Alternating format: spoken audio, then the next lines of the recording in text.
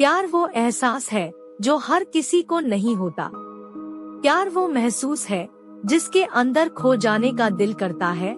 यही एक एहसास मैं आपको बताना चाहता हूँ। शाम का समय था, मैं अपने दोस्त का इंतजार कर रहा था स्टेशन के बाहर। हम लोग का बाहर कहीं घूमने जाने का प्लान था और मैं जल्दी पहुँच गया था। कुछ समझ नहीं आ रहा था कि मैं क्या करूं। मैं स्टेशन के पास जाके बैठ गया। तभी कुछ ऐसा हुआ कि मेरी जिंदगी एक अलग मोड़ लेने वाली थी। स्टेशन की तरफ मैं देख रहा था कि मेरा दोस्त आया कि नहीं, तभी अचानक से मेरी नजर एक लड़की पर पड़ी।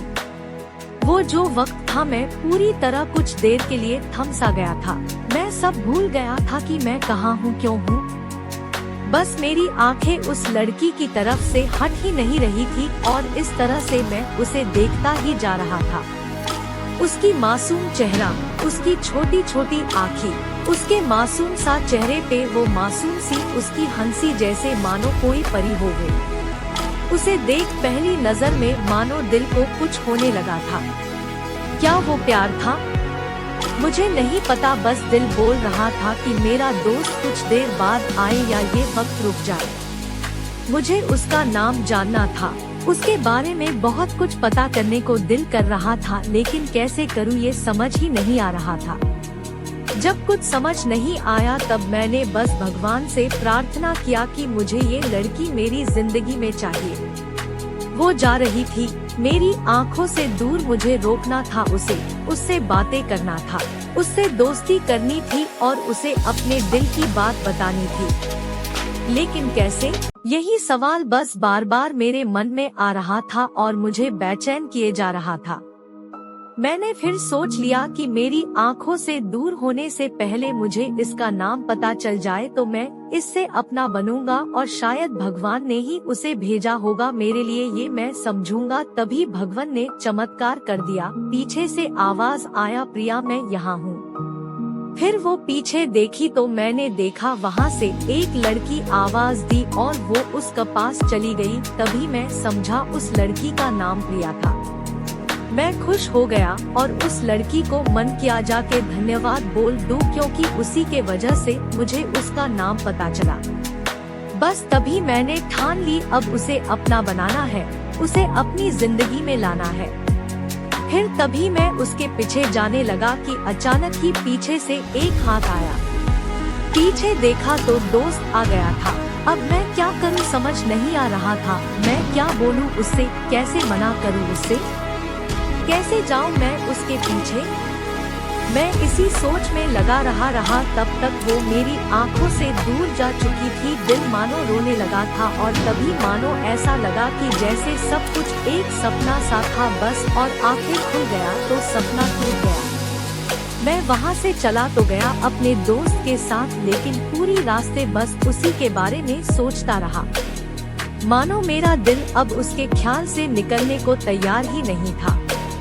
दूसरे दिन मैं कॉलेज लिए तैयार हो गया और मैं कॉलेज पहुंचा और बेंच पे जाकर बैठ गया। तभी दोस्त ने बुलाया और कहा, देख अपने कॉलेज में एक नई लड़की आई है।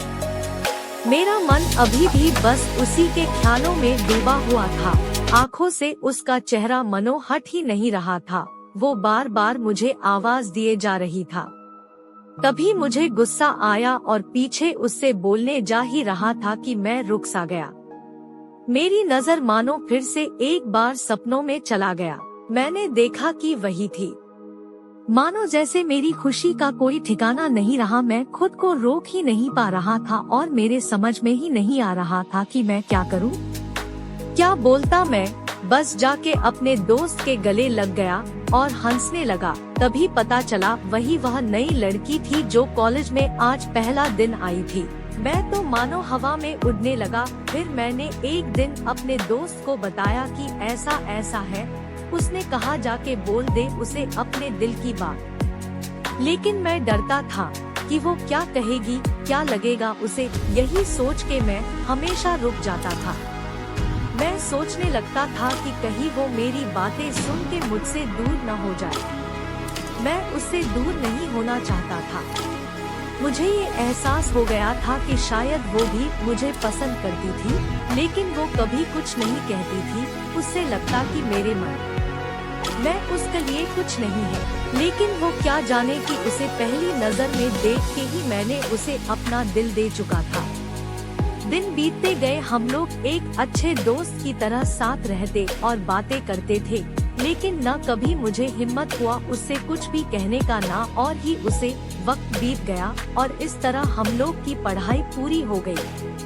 लेकिन मेरे दिल में उसके के लिए अभी भी पहला और आखिरी प्यार था और शायद उसके लिए भी। और इस तरह से हमें सबको अलग अलग कंपनी में जॉब लग गई थी। तभी बस एक दिन मैंने सोच लिया कि अब बस मैं उससे कल जाके दिल की बात बता दूंगा। मैं अगले दिन सुबह उठा और मैंने उसे फोन किया और उससे कहा कि मुझे मिलना है। उसने मिलने के लिए हाँ कर दिया और इस बात से मुझे बहुत खुशी मिला।